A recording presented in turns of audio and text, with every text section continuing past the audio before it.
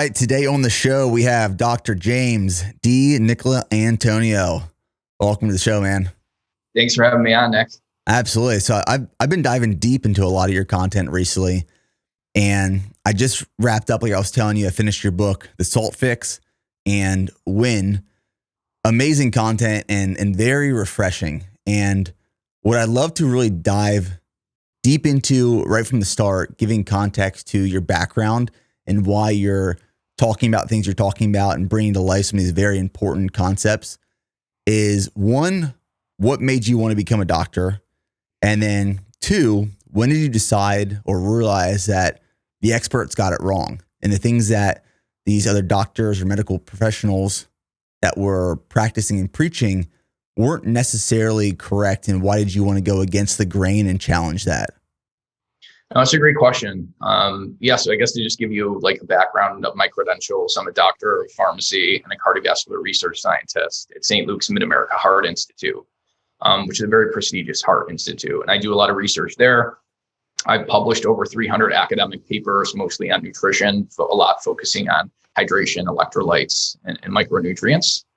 But really, I mean, probably a lot of my passion on nutrition starts from as a child. I wrestled, ran cross country, did judo, did Kempo karate. Always kind of understood a little bit the importance of salt, but not to the extent, obviously, that I do now. And sort of what got me interested in challenging the whole low salt paradigm is because when I was a community pharmacist, this was probably over 10 years ago, my patients did not do well on low salt diets. Their doctor, if you go to the doctor's office and you have high blood pressure, the first thing they're going to tell you is just to cut your salt intake. They don't actually, typically try to delve in much more deeper than that. And a lot of my patients would come to me and say that, they don't feel good. Their exercise tolerance is terrible. A lot of them actually would pass out. And this actually happened to a few relatives of mine too, where they would actually just collapse on a low salt diet because it just bottoms out your blood volume. And so it wasn't matching basically the guidelines saying everyone should consume a low salt diet. It was not matching the health of my patients. And so when I would push back and they would go to their doctors and say they weren't doing well, and the doctor would say, okay, so start adding salt back to your diet, they would instantly feel so much better. Even people with atrial fibrillation, their AFib episodes would almost go completely away. So right then and there, I was like, okay, something's wrong here with the guidelines. And what's interesting is if you actually look at the level of evidence that's supporting these guidelines, like the American Heart Association, congestive heart failure guidelines telling these individuals to go on a low salt diet, it's based on level evidence C, which is just expert opinion. It's not based on like meta-analyses of randomized controlled trials in humans. So I started publishing a lot on this topic and sort of started kind of pointing out the gaps in the evidence. And so it's not just the fact that the evidence does not suggest that this is correct. It's when you actually look at the real world population, so much harm you can see when people start cutting out their salt intake. It's interesting, like I was telling you, because I went to school for nutrition, and I was studying nutrition between the years of 2009 to 2013 at a university up in Western Pennsylvania near Pittsburgh.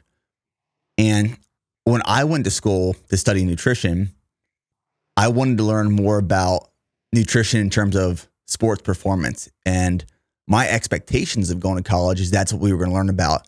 When I got to school, I was sadly mistaken that we were just going to talk about nutrition in terms of disease, primarily diabetes and cardiovascular disease.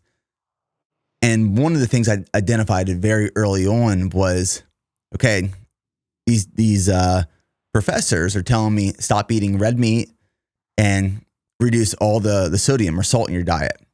And then I was looking at these professors who were severely overweight, who, as they're telling me this, are eating a bag of Doritos and drinking a Mountain Dew. And I thought something doesn't match up here. And that's when I started diving into the research and trying to find out more, because I wanted to improve my health, my performance. And that's where I kind of had my eyes open to what is actually correct out there and what are we being told. And I think one of the big issues, and I think this is why your content is so refreshing, is a lot of society is basing their opinions off of just headlines. I mean, social media, newspapers, magazines, headlines. People can read a headline and they can make up their mind as to what that headline means and interpret it themselves. But when we have experts like yourself that are doing the research and uncovering what the actual truth is behind it, it's amazing to see what is actually accurate versus what is just headline. Yeah, exactly. And I mean, sort of like the main reason why people blame salt for high blood pressure is they extrapolate hypertensives in the reductions in blood pressure off of that population to everybody. And you really can't do that. So if you look at the evidence, only 20% of people with normal blood pressure are quote unquote salt sensitive. In other words, we'll see a significant reduction in blood pressure. And only 30% of people with prehypertensive actually will get any type of clinically significant reduction in blood pressure when they lower their salt intake. Now, I would argue that reduction in blood pressure is actually harmful because you're just decreasing blood volume and you're dehydrating that person. That's not a good way to lower blood pressure. A good way to lower blood pressure is to improve like insulin sensitivity, improve the dilation of the arteries, increase nitric oxide, like do it in a good way. Don't just dehydrate someone by putting them on a low salt diet. And we've hyper focused on that surrogate marker, blood pressure, when again, I think it's actually harmful in a lot of people to getting a reduction in blood pressure on a low salt diet. And we forget about all the harms that happen. When you start consuming less than about 1.5 teaspoons of salt per day, or about 3,000 milligrams of sodium, all the stress hormones dramatically increase to try to retain that salt. So you have increases in all the artery stiffening hormones like renin, aldosterone, angiotensin 2, the heart rate increasing hormones, noradrenaline, adrenaline, things we block with medications to prevent death and cardiovascular disease, all dramatically go up, typically anywhere from 2 to 10-fold. So to think that a small reduction in blood pressure, which again is probably harmful, could offset all the increases in stress hormones, artery stiffening hormones, and insulin resistance dramatically goes up as well, is beyond me. That's just myopically looking at one surrogate marker. Well, I remember when I was just getting into nutrition, and this is probably in high school still, and I heard salt's bad, sodium's bad. And I remember going to the store and I would buy the Mrs. Dash seasonings that were the sodium-free ones. And then I remember it was one day I added some salt to my pre-workout meal. And I used to just always consume like rice and chicken and maybe some coconut oil before going an hour before the gym. And I threw some salt on that meal one day and my performance in the gym was amazing. Like I had stronger muscular contractions. I felt better. I felt stronger. So I started doing that and experimenting with more salt in my diet and not trying to eliminate. Now, I like what you said in your book, The Salt Fix, where you talk about how we demonize the wrong white crystal. Can you dive deeper into that? I'm assuming that white crystal is sugar.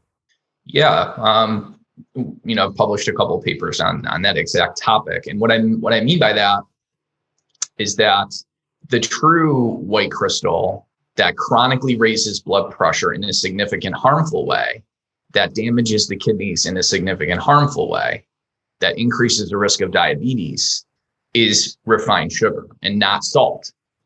Because overconsuming refined sugar will chronically elevate glucose levels, which will pull water into the blood vessels and actually increase retention of fluids in the arteries and chronically elevate blood pressure. Whereas that doesn't happen with sodium. You don't get chronically elevated levels of sodium. Your body can basically adjust very quickly. And so it's really the sugar that's leading to retention of salt through the increases in insulin. So what ends up happening is if you were to just cut out the refined sugars and refined carbohydrates, your insulin levels would normalize and drop, and then you wouldn't over retain salt. So it's really not the salt that's the problem. It's the fact that most of us are over consuming processed foods, high in refined carbs and sugar, that's causing salt sensitivity. So before a lot of processed foods were on the market and these refined sugars, were we seeing the issues in these diseases? Or was the evolution of the disease when we started introducing these processed foods, and then salt got the blame as a result of. Yeah, 100%. So really the increase in sugar intake in the Western world, this is the UK, this is the United States, started increasing really early 1900s. I mean, we used to only consume like 4 pounds of sugar per person per year in the early 1900s, which by like 1970 had gone up to about 150 pounds of sugar per person per year. Salt intake remained the same. In fact, salt intake actually dropped during that time because prior to refrigeration, we had to use salt to actually preserve our food. So if you look back in Roman times, they would consume typically 25 grams of salt. A lot of the Scandinavian countries, which would preserve a lot of their herring and cod in salt, they consumed upwards of 100 grams of salt. And we only consume 10 grams of salt now because we have the advent of the refrigerator. So you actually had a decrease in salt intake during the time that you had an increase in cardiovascular events, all-cause mortality, hypertension, and things like that. And part of that is due to the increases in refined carbohydrates and sugars, because those dramatically increased from basically nothing to 150 pounds of sugar and over 100 pounds of flour per year. So what is your dumbed down version of when you constantly hear people arguing that salt in the diet, high sodium diet, causes high blood pressure? How do you get that message across to people without going too deep into the science of here's why you are incorrect? Yeah. So I guess without getting too into the minutia, salt is an essential mineral. If you don't get enough, that is much more harmful than getting too much, because your body, your kidneys, and your body actually maintain salt balance. So trust your salt, basically taste receptors. We have numerous systems in the body that drive us to consume salt. Just like, if you think about it, like animals, how do they inherently know to go to a salt lick and consume it? It's controlled by the body. So I guess in a simple way, I would say, think of it like water. I wouldn't chronically restrict your water intake to lower your blood pressure. Your body knows how much water it needs through thirst. And the same thing with salt. The body knows how much salt it needs through what's called a salt thermostat. So your body will, say, for example, you drink too much water, you excrete that water, you go to the bathroom. Is it the same in the sense of salt? Is if you consume too much salt, your body has processes that will maintain homeostasis and excrete what it doesn't need? Exactly. Hey guys, thanks for checking out the video. And if you enjoyed it, please like the video and subscribe so you don't miss out on any future releases. And if you want to watch the full episode, go right here and click on the video to my left.